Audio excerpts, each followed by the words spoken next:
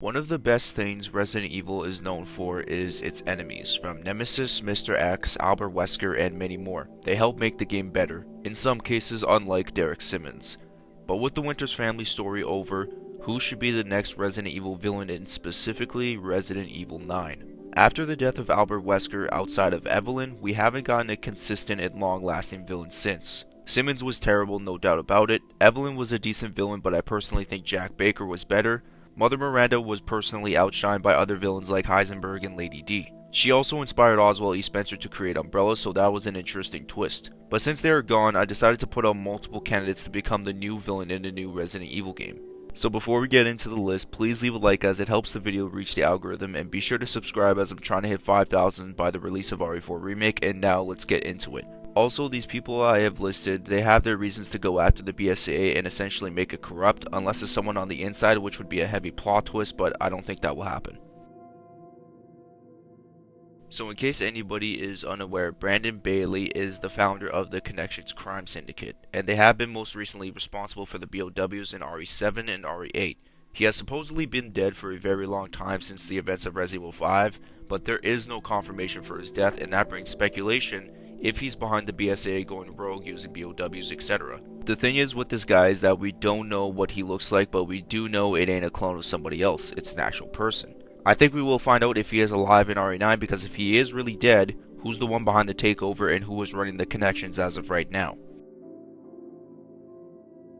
These two seem like the most unlikely to appear. They have better odds of appearing in Revelations 3, but that doesn't really defeat the possibility of them showing up in RE9. I think these two as of right now are mercenaries for hire and probably got hired to take over the BSAA, and they have their history with it too. Something tells me they could have ties with the Connections too, because what if the Connections hired these two to do their dirty work? We haven't heard from these guys since Revelations 1, so basically over 15 years. If they don't come back to either the next mainline installment or Revelations installment, I think their stories are wrapped up and they're just living their lives under the radar.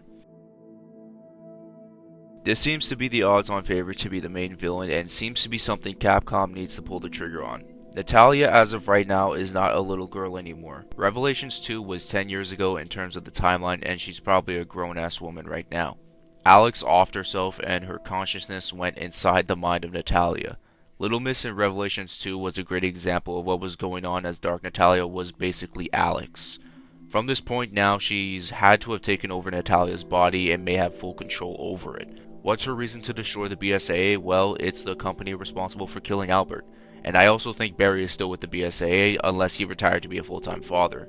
It just hit me now. What happens with Moira, Barry, and Polly if Alex took over because Natalia was adopted and was living with them? If she is responsible for what is going on in the BSAA, those questions will be brought up, and I think they will.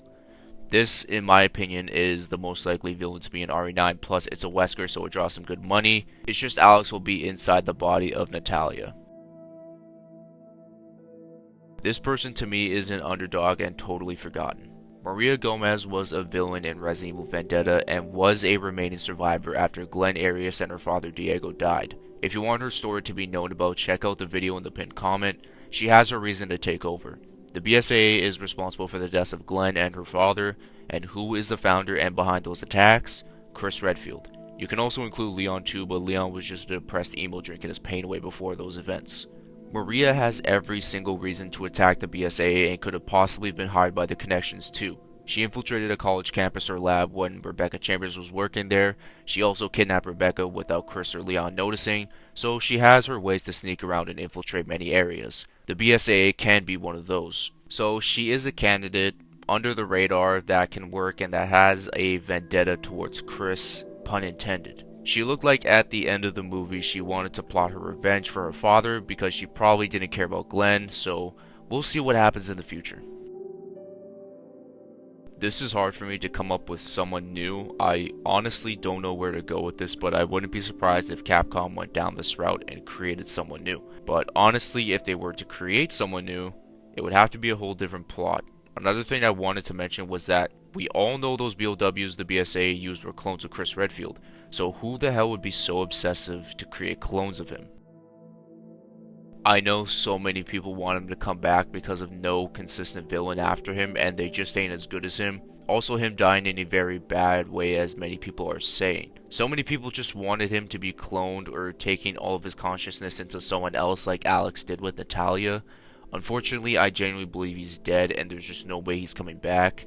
It's unfortunate that cloning became a thing after his death with RE6, but if somehow, some way, Capcom can convince us that he's alive and has a great reason as to why, then I'll take it. Since creating Chris clones could be his fetish since he has so much hatred for him, that'd be comedy, honestly. Unless you know, big plot twist, Chris is behind the BSA going rogue and he was making clones of himself. I don't know, it'd be interesting to see Capcom go back to Wesker and convince us that he was alive this whole time. A lot of stuff would most likely have to be retconned, but then again, you just never know. Also, another thing I wanted to add was that I wish it was actually Jill that shot that RPG with Chris instead of Sheva. Resident Evil 9 is honestly the newest unannounced game that I'm extremely nervous for. There's so many things that are unknown. We don't know who's going to be the main villain. We don't know who's actually going to be mainlining it. Unless it's Chris again, then there's probably going to be some sort of outrage. And if no Jill is there, then you know what's going to happen. I don't know where it's taking place. Probably in the BSA HQ or somewhere else outside of that.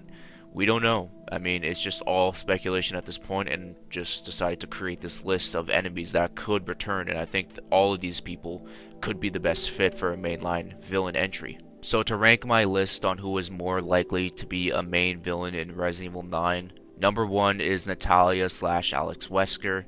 Number 2 is The Connection / Brandon Bailey. 3 is Maria Gomez. 4 is someone new. 5 is Raymond and Jessica. And number 6 is Wesker. I just don't know if Wesker is going to come back from the dead. I just don't know. It's hard to really say, and it's going to be really hard for Capcom to convince us again.